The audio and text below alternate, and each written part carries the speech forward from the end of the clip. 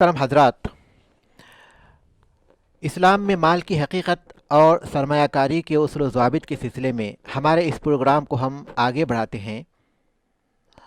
اور اب ہم اس نقطے پر بات کریں گے کہ مال کو بڑھانے اور اضافہ کرنے کے سلسلے میں شریعت نے ہمیں کیا احکام دیے ہیں۔ محترم حضرات، ایک طرف بعض لوگ یہ سمجھتے ہیں کہ آدمی کو زہد کی زندگی گزارنا چاہیے، مال اور دنیا داری کے باتوں سے اسے دور رہنا چاہیے، اور اس سلسلے میں بعض لوگ بعض حدیثوں کا بھی حوالہ دیتے ہیں کہ انسان کو زہد کی ترغیب دی گئی ہے، اور دوسری طرف شریعت میں بہت سی ایسی باتیں ہیں جن میں مال کو بڑھانے اور ان میں اضافہ کرنے کی بھی ترغیب دی گئی ہے۔ دونوں میں تطبیق اور جمع کرنے کی صورت کیا ہے اور ان کا مفہوم کیا ہے، ہم اس پر بھی گفتگو کریں گے، اور اسی طرح زہد کے بارے میں ہمیں کن باتوں کا خیال رکھنا چاہیے، اور مال کو بڑھانے کے سلسلے میں ہمیں کون سے طریقے اختیار کرنا چاہیے، اور شریعت میں اس سلسلے میں کیا تعلیمات دی گئی ہیں، ان کا ہم جائزہ لیں گے۔ تو انشاءاللہ مولانا اس سلسلے میں سب سے پہلے روشنی ڈالیں گے۔ جزاک اللہ خیر۔ تو مال کو بڑھانا جیسے کمانا ضروری ہو جاتا ہے، واجب ہو جاتا ہے، اسی طریقے سے مال کو بڑھانا بھی ضروری ہو جاتا ہے۔ اقتصادین اس کی کچھ وجہ بتاتے ہیں، اور پھر شریعت میں بھی ہم کو اس کی تعلیمات ملتی ہیں۔ تو پہلے ہم چلیں شریعت کی تعلیمات کو دیکھ لیں۔ اللہ تبارک و تعالیٰ سورہ نساء میں فرماتے ہیں، اعوذ باللہ من الشیطان الرجیم، بسم اللہ الرحمن الرحیم، وَلَا تُؤْتُوا السُّفَهَاءَ أَمْوَالَكُمُ الَّتِي جَعَلَ اللَّهُ لَكُمْ قِيَامًا وَارْزُقُوهُمْ فِيهَا وَاكْسُوهُمْ وَقُولُوا لَهُمْ قَوْلًا مَعْرُوفًا۔ دیکھیں اللہ تبارک و تعالیٰ کہتے ہیں بیوقوف اور نادان قسم کے لوگوں کو اپنا مال نہ دو، جس کو اللہ تبارک و تعالیٰ نے تمہارے بود و باش کا، تمہارے گزارے کا ذریعہ بنایا ہے۔ اور وَلَا تُؤْتُوا السُّفَهَاءَ أَمْوَالَكُمُ الَّتِي جَعَلَ اللَّهُ لَكُمْ قِيَامًا وَارْزُقُوهُمْ فِيهَا، یہ جو لفظ ہے وَارْزُقُوهُمْ فِيهَا یہ کافی اہمیت رکھتا ہے۔ مفسرین اس پر زور دیتے ہوئے کہتے ہیں کہ وَارْزُقُوهُمْ فِيهَا کہ تم اس میں سے ان کو رزق پہنچاؤ۔ تو یہ کہتے ہیں کہ اس کا معنی یہی ہے کہ فیہا یعنی اس کو یہاں پر منہو یا منہا کا لفظ نہیں ہے، فیہا یعنی اس میں ضرب کاری کر کے، اس میں اضافہ کر کے، اس کو ان کا جو حصہ پہنچتا ہے ان کے گزر بسر کے لیے اتنا ان کو دیتے رہو۔ یتیموں کے مال کے سیاق میں آتی ہے، تو یتیموں کے مال کے سیاق میں کہتے ہیں مفسرین کہ ورزقوہم فیہا یعنی اس میں ان کو کما کر اس کا جو حصہ ان کی زندگی گزارنے کے لیے ضروری ہے اتنا دو، اور باقی حصے مال کی حفاظت کرتے رہو۔ جبکہ اسی کے بعد ایک دو آیتوں کے بعد سورہ نساء میں یہ بات آتی ہے وَإِذَا حَضَرَ الْقِسْمَةَ أُولُو الْقُرْبَى مال وراثت کی تقسیم ہو اور اس موقع پر رشتہ دار اور ایسے رشتہ دار پہنچ جائے جن کا وراثت میں کوئی حق نہیں پہنچتا ہے، فَارْزُقُوهُم کہ ان کو اس میں سے کچھ حصہ دے دو، یعنی یہاں پر کما کر اس کو باقی رکھنے کی بات نہیں ہے۔ تو معلوم ہوا شریعت ہم کو مال کے اضافے کی ترغیب دلاتی ہے۔ اسی مفہوم کو عمر رضی اللہ تعالیٰ عنہ کے الفاظ میں اگر سمجھنا چاہیں تو عمر رضی اللہ تعالیٰ عنہ کہتے ہیں اتجروا فی اموال الیتامى لا تأکلها الصدقہ، کہ عمر رضی اللہ تعالیٰ عنہ کہتے ہیں کہ یتیموں کے مال میں تجارت کرو، اس میں اضافہ کرو، اور زکوٰۃ اس کو نہ کھا لے، کہیں زکوٰۃ اس کو نہ کھا لے۔ یعنی زکوٰۃ جب ایک سال کے بعد دوسری سال، دوسرے کے بعد تیسری سال دیتے رہیں گے تو ایک موقع آئے گا کہ مال بے قیمت اور لا قیمت ہو کر رہ جائے گا اور ختم ہو جائے گا۔ تو معلوم ہوا زکوٰۃ ہر سال واجب ہوتی ہے، اور اگر اس کو ایسے ہی رکھ دیں گے تو پھر زکوٰۃ نکالتے نکالتے بھی مال ختم ہو سکتا ہے۔ اس کے ساتھ ساتھ میں جیسے شروع میں کہا تھا کہ معاشیات کے ماہرین اور اقتصادیات کے ماہرین وہ ایک نقطہ اس میں سمجھاتے ہیں کہ اگر مال صرف ایسے ہی رکھا رہ جائے کسی کے گھر میں اور اس کو اگر افزائش نہ کیا جائے تو بے معنی ہو جاتا ہے۔ کیسے ہوتا ہے؟ تو اس کو کہتے ہیں کہ پرچیزنگ پاور، کہ ایک ہوتا ہے کہ مال کے کمانے کی اور مال کے خریدنے کی جو قوت اور صلاحیت ہوتی ہے وہ وقت کے گزرتے وقت کے ساتھ کم ہوتی چلی جاتی ہے۔ مثال کے طور پر ہمارے باپ دادا کے زمانے میں ہو سکتا ہے کسی زمین کے خطے کی قیمت ہزاروں میں رہی ہو، لیکن وہ آج لاکھوں میں ہو جاتی ہے۔ تو پھر وہ جو پیسہ جو ہزاروں کی شکل میں ہمارے پاس محفوظ ہے وہ زمین کے خریدنے کے لیے بے معنی ہو جاتا ہے۔ اسی طریقے سے آپ چھوٹے سے چھوٹی قیمت پر آ جائے یا بڑے سے بڑی قیمت پر، ایسے ہی بے معنی ہو کر رہ جاتا ہے۔ اسی لیے ضروری ہو جاتا ہے کہ مال کی افزائش کی کوشش کی جائے۔ اگر خود کر سکتے ہیں تجارت کے ذریعے تو خود کریں، یا پھر اگر اس کو کسی اور ذریعوں سے کر سکتے ہیں تو کریں، جس کے تعلق سے انشاءاللہ ہم ابھی بعد کی پروگرامز میں اور بھی اس پر تفصیل سے روشنی ڈالیں گے۔ لیکن یہ ضروری ہے کہ مال کے افزائش کی فکر کی جائے، کیونکہ جیسے میں اس سے پہلے بھی بتا چکا کہ مال زندگی دنیا اور آخرت دونوں بنانے کے لیے ضرورت ہے۔ صرف اور صرف دنیا کا مسئلہ نہیں ہے، آخرت کا بھی مسئلہ اس سے جڑا ہوا ہے۔ اگر آخرت میں بڑے درجات چاہتے ہیں، جنت کے اونچے درجات چاہتے ہیں، تو ہم کو پھر مال کما کر اللہ کی راہوں میں خرچ کرنا ہوگا۔ اس سلسلے میں ایک پیاری حدیث مجھے ذہن میں آتی ہے، وہ حکیم ابن حزام رضی اللہ تعالیٰ عنہ کی ہے۔ وہ کہتے ہیں کہ میں رسول اللہ صلی اللہ علیہ وسلم کے پاس آیا، سألتہ فعاتانی ثم سألتہ فعاتانی ثم سألتہ فعاتانی ثم سألتہ فقال یا حکیم ان المال حلوۃ قذرہ، یعنی اللہ کے رسول صلی اللہ علیہ وسلم کہتے ہیں کہ حکیم ابن حزام اس بات کو سمجھو۔ حدیث کا ترجمہ ایسے ہے کہ حکیم ابن حزام رضی اللہ تعالیٰ عنہ کہتے ہیں کہ میں اللہ کے رسول صلی اللہ علیہ وسلم کے پاس آیا اور میں نے مال کا مطالبہ کیا تو اللہ کے رسول صلی اللہ علیہ وسلم نے مجھے دیا۔ یہ معاملہ 3 مرتبہ پیش آیا، پھر 3 مرتبہ پیش آنے کے بعد اللہ کے رسول صلی اللہ علیہ وسلم نے کہا کہ حکیم یہ بات کو سمجھو کہ مال جو ہے سرسبز و شاداب ہے، بہت ہرا بھرا ہے، یعنی دل اس کی طرف للچاتا ہے، لیکن جو شخص اس کے پیچھے پڑ کر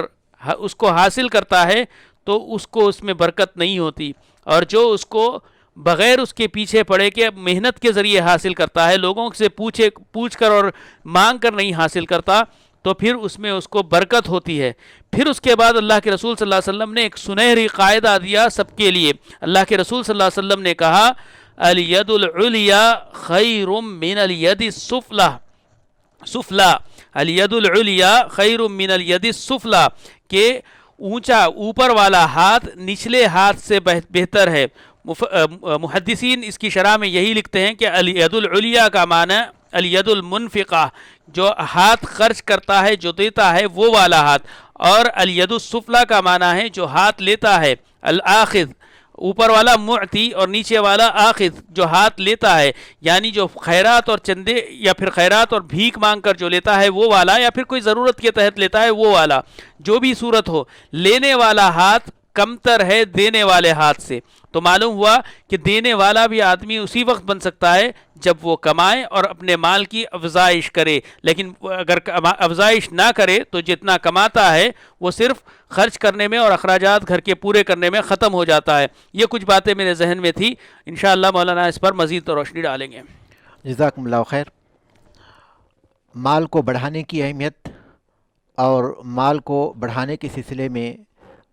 جو ترغیب دی گئی ہے اس کے بارے میں مولانا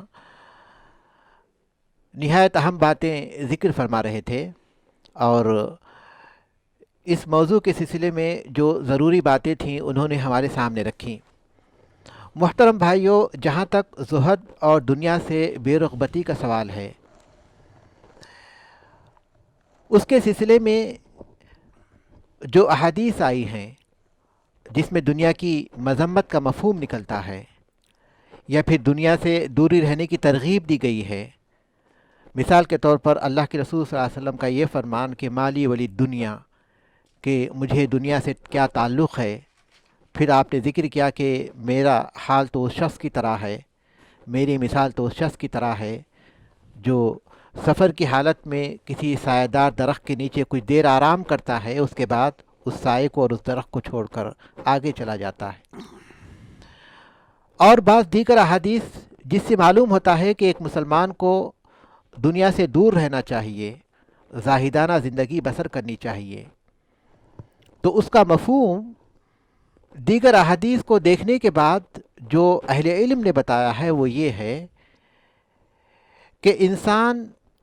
اللہ تعالیٰ کے احکام کو نظر انداز کرتے ہوئے دنیا کو کماتا ہے، اللہ تعالیٰ کی شریعت کی مخالفت کرتے ہوئے دنیا کو کماتا ہے، تو وہ قابل مذمت ہے۔ تو اس حالت میں دنیا کی مذمت کی گئی ہے۔ لیکن انسان اللہ تبارک و تعالیٰ کے احکام کا خیال رکھتے ہوئے، ان کی پابندی کرتے ہوئے دنیا کو کماتا ہے، تو یہ چیز جائز ہے، بلکہ مطلوب ہے۔ لہذا انسان اگر دنیا کو کمانے کے معاملے میں اللہ کے احکام پر عمل کرتا ہے اور اسے صحیح طریقے کے مطابق خرچ کرتا ہے تو اس کے لیے مال بہتر ہے۔ لیکن جو انسان مال کو کمانے کے لیے حرام ذرائع اختیار کرتا ہے تو وہ قابل مذمت ہے، وہ دنیا قابل مذمت ہے، اس کے لیے دنیا سے بے رغبتی بہتر ہے۔ اور اگر مال کو کمانے کے بعد وہ حرام طریقوں میں خرچ کرتا ہے تو وہ دنیا بھی قابل مذمت ہے۔ تو بنیادی طور پر انسان کو زہد اور دنیا کی بے رغبتی یا تو یہ ایک مستحب چیز ہے جو آدمی اس کی طاقت رکھتا ہے وہ اس کو اختیار کرے، لیکن یہ عمومی چیز نہیں ہے، کیونکہ عمومی طور پر اللہ تبارک و تعالیٰ نے حلال اور ذرائع سے مال کو کمانے کی تعلیم دی ہے، بلکہ ترغیب دی ہے۔ جیسا کہ سورۃ المائدہ میں اللہ تبارک و تعالیٰ نے فرمایا قُلْ مَنْ حَرَّمَ زِینَةَ اللَّهِ الَّتِي أَخْرَجَ لِعِبَادِهِ، آپ کہہ دیجئے کہ اللہ کی زینت کو جو اس نے لوگوں کے لیے بنائی ہے، لوگوں کے لیے نکالی ہے، کس نے حرام کیا؟ تو اللہ تعالیٰ کی زینت جن میں یہ دنیا بھی شامل ہے اسے حرام کرنا یہ سخت ناپسندیدہ ہے، اس کو سخت ناپسند کیا گیا ہے۔ لہٰذا انسان دنیا کے لیے کوششیں کر سکتا ہے، محنت کر سکتا ہے، اور صحیح بخاری صحیح مسلم کی ایک حدیث ہے، اللہ کے رسول صلی اللہ علیہ وسلم نے فرمایا لا حسد الا فی اثنتین رجل آتاہ اللہ مالا فسلطہ علی ہلکتہ فی الحق ورجل آتاہ اللہ حکمتا فہو یقضی بہا ویعلمہا، کہ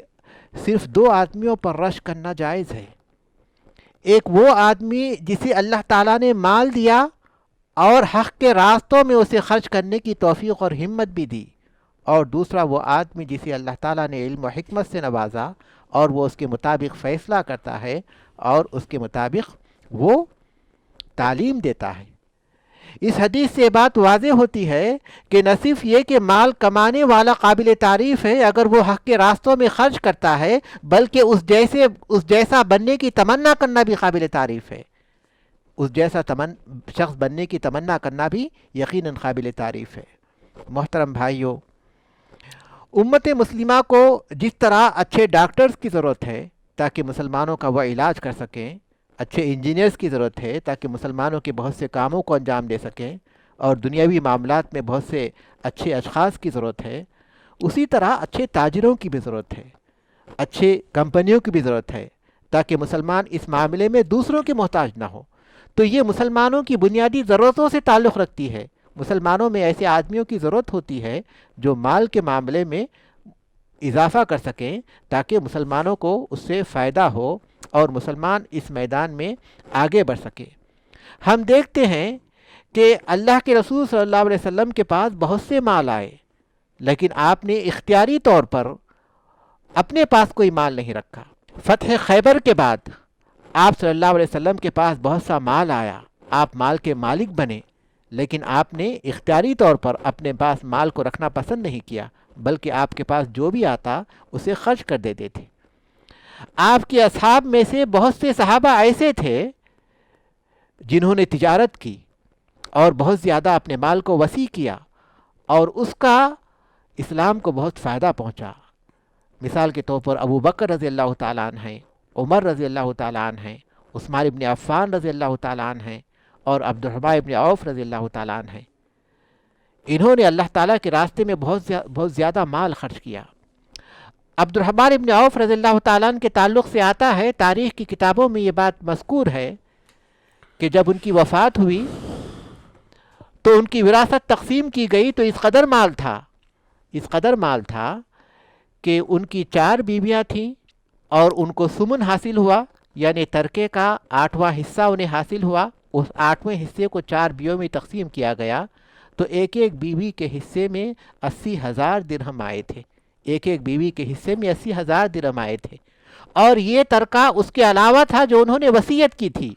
انہوں نے ہزاروں دینار کی اور بہت زیادہ مال کی وصیت کی تھی کہ اسے اللہ کے راستے میں خرچ کیا جائے، ان کے دوست و احباب کو دیا جائے۔ اس کے بعد جو ترکہ بنا اس کی ایک کیفیت تھی۔ عبد الرحمن ابن عوف رضی اللہ تعالیٰ عنہ نے تجارت کو اختیار کیا، اللہ کے رسول صلی اللہ علیہ وسلم نے مدینہ ہجرت کرنے کے بعد انہیں جب سعد ابن ربیع رضی اللہ تعالیٰ عنہ کا بھائی بنایا، سعد ابن ربیع نے کہا کہ میرے ساتھ چلیے، میرے پاس بہت سا مال ہے، انصار میں مالدار ترین لوگوں میں سے ہوں، آدھا مال آپ کو دے دوں گا، اور میری 2 بیویاں ہیں، ان میں سے جو پسند ہے بتائیے، میں ایک کو طلاق دے دوں گا، عدت گزر جائی تو آپ اس سے نکاح کر لیجئے۔ عبدالرحمن ابن عوف رضی اللہ تعالیٰ نے ان سے ایک ہی بات پوچھی کہ اس شہر میں مدینے میں بازار کہاں ہیں، مجھے اس کی رہنمائی کیجیے۔ انہوں نے کہا کہ بنو قینقاع کا بازار ہوتا ہے، تو وہاں وہ گئے، خالی ہاتھ تھے، انہوں نے کچھ تجارت کی، تھوڑا فائدہ ہوا، دوسرے دن بہت زیادہ فائدہ ہوا، اس طرح ہوتے ہوتے وہ اتنے بڑے تاجر بن گئے کہ اللہ تعالیٰ نے انہیں بہت سے مال سے نوازا۔ لہٰذا ایک مسلمان کے لیے اس بات میں بہت بڑا سبق ہے کہ وہ دوسروں پر بوجھ بننے کے بجائے اور دوسروں کے مال پر گزارا کرنے کے بجائے، سستی اور کاہلی کرنے کے بجائے اسے محنت کرنا چاہیے، مشقت کرنا چاہیے، کیونکہ اس میں بہت برکت ہے اور اس کی ترغیب دی گئی ہے۔ اللہ کے رسول صلی اللہ علیہ وسلم نے تو اپنے بعض صحابہ سے اس بات کی بیعت بھی لی تھی کہ وہ کسی سے سوال نہیں کریں گے، کسی سے کچھ نہیں مانگیں گے۔ لہٰذا اسلام اس بات کی ترغیب دیتا ہے کہ انسان محنت کرے، مال کمائے اور مال میں اضافہ کرے، اور اس کی وجہ سے جو فائدہ ہوگا امت کو، مسلمانوں کو، اسلام کو بہت زیادہ ہوگا۔ رسول اکرم صلی اللہ علیہ وسلم نے ایک دفعہ اس بات کا ذکر کیا کہ ابو بکر رضی اللہ تعالیٰ عنہ کے مال نے مجھے جتنا فائدہ پہنچایا کسی اور کے مال نے نہیں فائدہ پہنچایا، اور ہم یہ بھی جانتے ہیں کہ خدیجہ رضی اللہ تعالیٰ عنہ کے مال نے اللہ کے رسول صلی اللہ علیہ وسلم کو جس قدر فائدہ پہنچایا وہ بہت عظیم فائدہ تھا۔ اور اسی طرح عثمان ابن عفان رضی اللہ تعالیٰ عنہ نے غزوہ تبوک کے موقع پر اس قدر خرچ کیا کہ اللہ کے رسول صلی اللہ علیہ وسلم خوش ہو گئے اور فرمانے لگے کہ آج کے بعد عثمان رضی اللہ تعالیٰ عنہ جو بھی کریں گے انہیں کوئی نقصان نہیں پہنچے گا۔ لہٰذا آدمی کے پاس جب مال ہو اور مال بہت ہو تو یقیناً اس کے ذریعے وہ بہت کچھ کما سکتا ہے، جو بہت کچھ فائدہ پہنچا سکتا ہے۔ لہٰذا یہ بری چیز نہیں ہے، یہ بری چیز نہیں ہے، بشرطے کہ ہم اسے وسیلہ بنائیں، اللہ کی رضامندی حاصل کرنے کا وسیلہ بنائیں، جنت کی حاصل کرنے کا وسیلہ بنائیں، اور اللہ تعالیٰ کو خوش کرنے کا وسیلہ بنائیں، مسلمانوں کو فائدہ پہنچانے کا وسیلہ بنائیں، اسلام کو فائدہ پہنچانے کا وسیلہ بنائیں، تو یقیناً یہ قابل تعریف ہے اور یہ چیز مطلوب بھی ہے۔